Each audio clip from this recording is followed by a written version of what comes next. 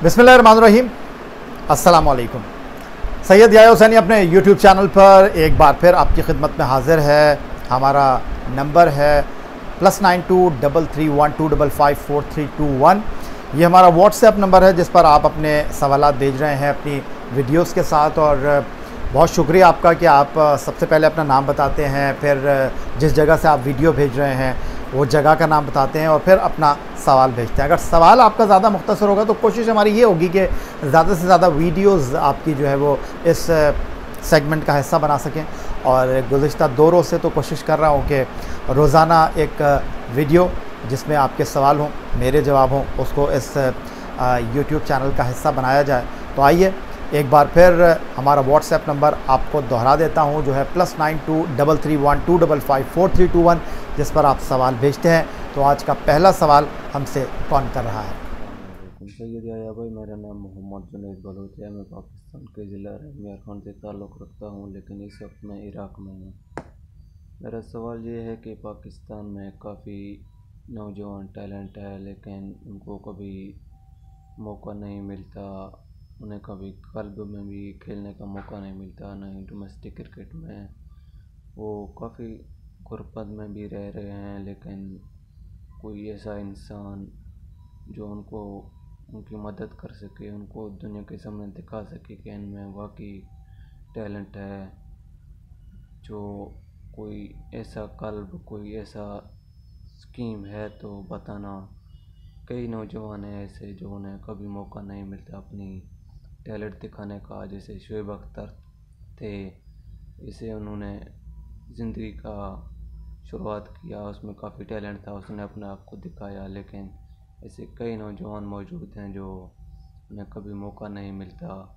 वो उस दुनिया से निकल ही नहीं सकते जो दूसरी दुनिया में जाकर वो लोगों को बता सके कि हमें भी कुछ है, हमें भी कुछ आता है। कोई ऐसा इंसान, कोई ऐसा चीज़ जो उन्हें मदद कर सके, उनको दुनिया के सामने दिखा सके। कोई क्रिकेट क्लब, कोई ऐसा चीज़ है तो बताना। और हैदर अली को टीम में जगह मिल सकती है या नहीं, काफ़ी टैलेंट है उसमें। और कमरान अकमल भी है, इन दोनों में टीम में वापस आ सकते हैं या नहीं। हैदर अली तो नए टैलेंट है, लेकिन कमरान अकमल की भी काफ़ी क्रिकेट बाकी है। सबसे पहले तो आपका बहुत शुक्रिया मोहम्मद जुनैद बलोच साहब। रहते हैं आप पाकिस्तान के शहर रहमियार खान में हैं, लेकिन इस वक्त आप इराक़ में मौजूद हैं और आपने हमें हमारे यूट्यूब चैनल के लिए अपना सवाल भेजा, इसके लिए आपका बहुत शुक्रिया। और आपने कहा कि बहुत सारे बासलाहियत, बेहतरीन सलाहियतों के हामिल क्रिकेटर्स मौजूद हैं, लेकिन उनको मौका नहीं मिल रहा और वो क़िस्सा पारीना बन जाते हैं, इसमें कोई दो राय नहीं है। और आपने शोएब अख्तर की मिसाल दी कि शोएब अख्तर भी जो थे उनको मौका मिला और उन्होंने दुनिया को बताया कि वो दुनिया के तेज़ तरीन बॉलर हैं। उन्होंने 100 मील फ़ी घंटा की रफ्तार से 2 मरतबा इंटरनेशनल क्रिकेट में गेंद की, एक जनूबी अफ्रीका में 2003 वर्ल्ड कप में अगेंस्ट इंग्लैंड, और दूसरी बार उन्होंने न्यूजीलैंड के ख़िलाफ़ नेशनल स्टेडियम कराची में ये एज़ाज़ हासिल किया। और आपका कहना यह है कि और भी ऐसे बहुत सारे बैट्समैन हैं, विकेट कीपर्स हैं, बॉलर्स हैं जो कि मौका मिलने के मुंतज़िर हैं, जिनको मौका नहीं मिलता और फिर वो तारीख़ का हिस्सा बन जाते हैं। बिल्कुल आपकी इस बात से कोई दो राय नहीं है जुनैद साहब, लेकिन वो कहते हैं ना कि जिसको अल्लाह रखे उसको कौन चखे। जिस तरह पानी अपना रास्ता ख़ुद बनाता है, इस तरह आप टैलेंट को, सलाहियत को रोक नहीं सकते। अभी कुछ दिन पहले शाहिद आफरीदी साहब अपनी लोगों की मदद के हवाले से जो सिलसिला उन्होंने होप नॉट आउट के सिलसिले में शुरू किया, शाहिद आफरीदी फाउंडेशन के सिलसिले में, उनका बलूचिस्तान जाना हुआ था और उन्होंने कहा कि जनाब यहाँ बड़े बासलाहियत क्रिकेटर्स मौजूद हैं, लेकिन इनको मौका नहीं मिल पा रहा। तो मैं आपकी बात से इत्तेफाक करता हूँ, लेकिन अगर आप देखें कि एक ज़माना था कि सिर्फ कराची, लाहौर से ही क्रिकेटर्स आया करते थे। अब लिया से क्रिकेटर आ रहे हैं, अब मुरीद के से क्रिकेटर आ रहे हैं, अब पाकिस्तान के दीगर शहरों से क्रिकेटर आ रहे हैं। और ये इस बात का सबूत है कि हमारे मुल्क में सलाहियत और बासलाहियत क्रिकेटर्स बेपनाह मौजूद हैं और वो आहिस्ता आहिस्ता पाकिस्तान क्रिकेट के धारे में शामिल हो रहे हैं। आपने जहाँ तक बात की किसी स्कीम की, तो आई डोंट नो, स्कीम तो जनाब इस वक्त कोई नहीं है। स्कीम तो क्या है क्या नहीं है, लेकिन हाँ याद आया मुझे, लाहौर कलंदर का एक प्रोग्राम है, कलंदर के सिकंदर, और उसके लिए आपको कहीं जाने की ज़रूरत नहीं है। आपको जो उनका एड्रेस है वहाँ पर वीडियो जो है वो अपलोड करनी है और फिर वो आपका सिलेक्शन कर सकते हैं। तो ये मेरा आपके लिए मशवरा भी है और आपके सवाल का जवाब भी। अस्सलाम वालेकुम मिर्ज़ा भाई, क्या हाल? उम्मीद करता हूँ खैरियत से होंगे। मैं हाफिज़ अब्बास उमर वकास बात कर रहा हूँ। मेरा आपसे सवाल है कि पाकिस्तान क्रिकेट में क्रिकेटर्स को अच्छे तरीके से अलविदा नहीं कहा जाता। मिसाल के तौर पर मोहम्मद यूसुफ है, उसने को अलविदाई ने मैच नहीं खेला। अब्दुल रज़ाक है, अब्दुर्रहमान है, उमर गुल है, एक मोहम्मद तला 2014 एशिया कप खेला, और रज़ा असल स्पिनर बॉलर था, और इमरान नज़ीर है, राना नवीदुल हसन है। आपने जिन क्रिकेटर को, इन क्रिकेटर्स ने पाकिस्तान के लिए बहुत कुछ किया होता, मगर आप इनको एक अच्छे तरीके से अलविदा नहीं कहा गया। और आप देख रहे हैं कि हालिया दौर में अज़हर अली ने वनडे क्रिकेट को छोड़ दिया, इस्तीफ़ा दे दिया। उसकी वजह ये है कि वजह मेरी समझ से बाहर है। आप देख लें कि इमाम उल हक उसकी जगह खेल रहा है। तो आप देख लें कि चैम्पियन ट्रॉफी 2017 में सबसे ज़्यादा रन अज़हर के थे। तो इसके बावजूद, अच्छी परफॉर्मेंस के बावजूद आप एक प्लेयर को बाहर निकाल देते हैं, इसकी समझ नहीं आई मुझे। और जिनकी नाकस कारकर्दगी होती है वो टीम में इस तरह बहुत बड़े अरसे तक खेलते रहते हैं। इसके बारे में मुझे बताएं। बहुत शुक्रिया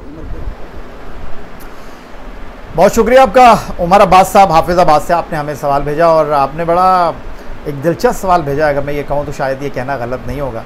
और आपने कहा कि कब ये रिवायत पड़ेगी पाकिस्तान क्रिकेट में कि हम इज़्ज़त के साथ, एहतराम के साथ अपने क्रिकेटर्स को थैंक यू वेरी मच कहेंगे और वो हाथ हिलाते हुए क्रिकेट को खैर बात कहेंगे। आई डोंट नो कि ऐसा हमारे खिलाड़ियों को कब मौका मिलेगा, लेकिन लेजेंड यूनुस खान जो कि टेस्ट क्रिकेट में पाकिस्तान के लिए 10,000 रन स्कोर करने वाले वाहिद बल्लेबाज हैं, उन्होंने अपनी टर्म्स एंड कंडीशन पर क्रिकेट से रिटायरमेंट का ऐलान किया। टेस्ट को भी छोड़ा, वनडे को भी छोड़ा, अपनी मर्ज़ी से उन्होंने बैनुल अक़वामी क्रिकेट से रिटायरमेंट ली। और मैं इस तमाम सूरत हाल में उनके साथ रहा। फिर किसी दिन आपको ये कहानी सुनाऊंगा। लेकिन जहाँ तक आपने हमारे टेस्ट कैप्टन अज़हर अली साहब की बात की कि जो कि 53 एक रोज़ा मैच खेले, 1845 रन, 3 सेंचुरियों और 12 नेफ सेंचुरी की मदद से उन्होंने स्कोर किए। बिल्कुल दुरुस्त कहा आपने कि 2011 से 2018 तक पाकिस्तान के लिए वनडे इंटरनेशनल खेलने वाले अज़हर अली ने 5 मैचों में 3 नेफ सेंचुरी के साथ 228 रन स्कोर किए।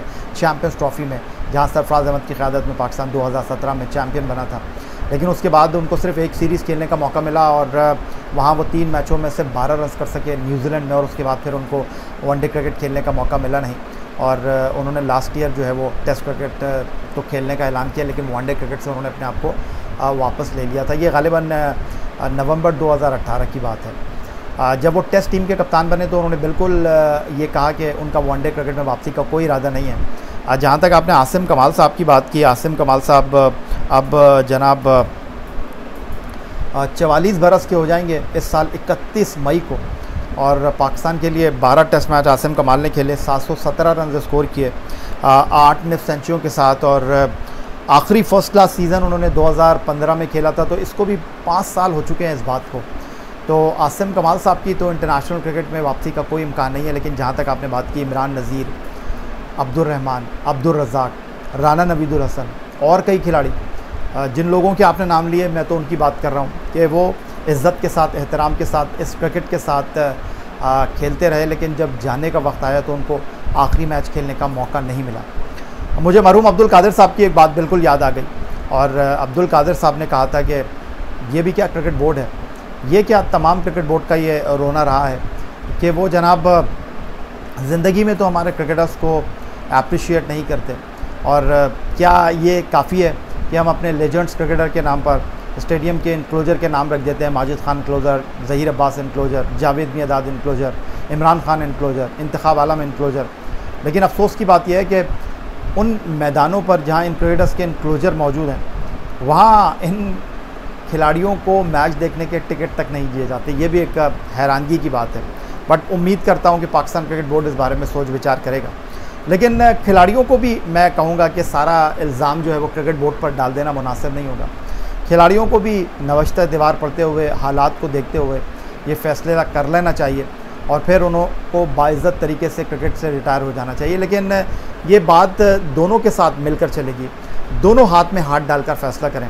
क्रिकेट बोर्ड को भी चाहिए कि अगर वो किसी खिलाड़ी को समझता है कि जनाब अब उसका करियर एंड की तरफ जा रहा है तो उसको बुलाना चाहिए, बैठकर बात करना चाहिए, a cup of tea table talk करनी चाहिए, उसको बताना चाहिए कि जनाब अब आपका मौका नहीं है तो हम आपको मौका दे रहे हैं। हम देखें शायद अफरीदी इतना बड़ा नाम पाकिस्तान क्रिकेट का, उसको फेयरवेल मैच नहीं दे सके। तो ये एक तल्ख हकीकत है पाकिस्तान क्रिकेट की, और आपकी बात बिल्कुल बजा है। अस्सलाम वालेकुम याहिया साहब, मोहम्मद बिलाल बोल रहा हूँ झेलम से। मेरा आपसे ये सवाल है कि आबिद अली को PSL क्यों नहीं खिलाया गया है, क्योंकि सुलेमान भट्ट जिनका कैरियर मेरे ख्याल में ख़त्म हो चुका है उनको खिलाया जा रहा है। और दूसरा मेरा ये सवाल है कि आसम कमाल बड़े अरसे से के साथ पाकिस्तान की टीम का वो बस्ता है, लेकिन उनको एक भी टेस्ट खेलने का मौका नहीं मिला है, जबकि वो 12,000 से प्लस रन स्कोर कर चुके हैं डोमेस्टिक में। और कामरान अकमल जो कि हमेशा से परफॉर्मेंस देते आ रहे हैं T20 में, उनको चांस नहीं दिया है। मोहम्मद बिलाल साहब, बहुत शुक्रिया आपका, जेलुम से आपने हमें सवाल भेजा। और आपने जो आसिम कमाल का सवाल किया था वो मैंने उमर अब्बास में उसका जवाब दे दिया। तो इससे पहले जो जवाब था वो आप देख सकते हैं। और जहाँ तक आपने पूछा कि जनाब हमने आबिद अली को पाकिस्तान सुपर लीग में क्यों नहीं खिलाया, सलमान भट्ट का टाइम तो ओवर हो चुका है, उनको मौका दिया।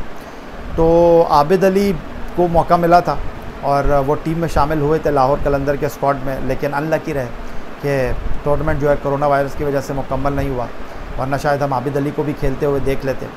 तो बहरहाल आबिद अली ने टेस्ट क्रिकेट में अच्छी कारकर्दगी का मुजाहरा किया है, उनके लिए नेक ख्वाहिशात हैं। जहाँ तक आपने कामरान अकमल की बात की है कि उनको हम कब चांस देंगे, उनको परफॉर्मेंस को हम कब रिस्पेक्ट देंगे, बिल्कुल ठीक बात की आपने। और जहाँ तक आप बात कर रहे हैं कि जनाब जब वो परफॉर्म करते हैं तो फिटनेस का बहाना करके उनको निकाल दिया जाता है, और मौजूदा chief selector, head coach, batting coach Misbah-ul-Haq भी कुछ ऐसी ही कहानी सुना रहे हैं। जब वीडियो कॉन्फ्रेंस में मैंने उनसे सवाल किया था तो उन्होंने कहा था कि जी कामरान अकमल को ये बात अंडरस्टैंड कर लेना चाहिए कि सिर्फ परफॉर्मेंस नहीं, कामरान अकमल को दीगर क्राइटेरिया को भी मीट करना होगा। फॉर एग्ज़ाम्पल उनको परफॉर्मेंस के साथ अपनी फ़िटनेस के ऊपर कोई कॉम्प्रोमाइज़ नहीं करना होगा। और कामरान अकमल सोशल मीडिया पर अपनी वीडियो जो है वो अपलोड कर रहे हैं मुख्तलिफ़ अंदाज में ट्रेनिंग करते हुए, तो हमारी नेक ख्वाहिशात उनके लिए हैं। और ये आपकी बात बिल्कुल ठीक है कि कामरान अकमल परफॉर्मेंस कर रहे हैं, खिलाड़ी यही कर सकता है। एक खिलाड़ी इसी तरह अपनी कारकर्दगी से सेलेक्टर्स को शर्मिंदा कर सकता है, बोर्ड का दरवाज़ा बार बार खटखटा सकता है, जो कि कामरान अकमल कर रहे हैं। तो होप कि आपको आपके सवाल का जवाब मिल गया होगा। अस्सलाम वालेकुम याहिया भाई, क्या हाल है? ठीक हो? मैं काशिफ गुजरावाला से, और मैं आपसे ये बात करना चाहता हूँ कि कामरान अकमल के साथ कब तक ज़्यादती होगी, कब तक ज़्यादती होगी? वो बंदा मुसलसल परफॉर्मेंस कर रहा है, मुसलसल, खाली PSL में नहीं, हर लीग में वो परफॉर्मेंस कर रहा है। और उसको हर बार यही बोल कर टाल दिया जाता है कि वो फिट नहीं है। तो जो अभी हमारे चीफ सेलेक्टर हैं मिसबाह-उल-हक, क्या वो उनसे भी गए गुजरे खेलते हैं, उनसे भी बुरा खेलते हैं? यार खुदा का खौफ करना चाहिए। और जब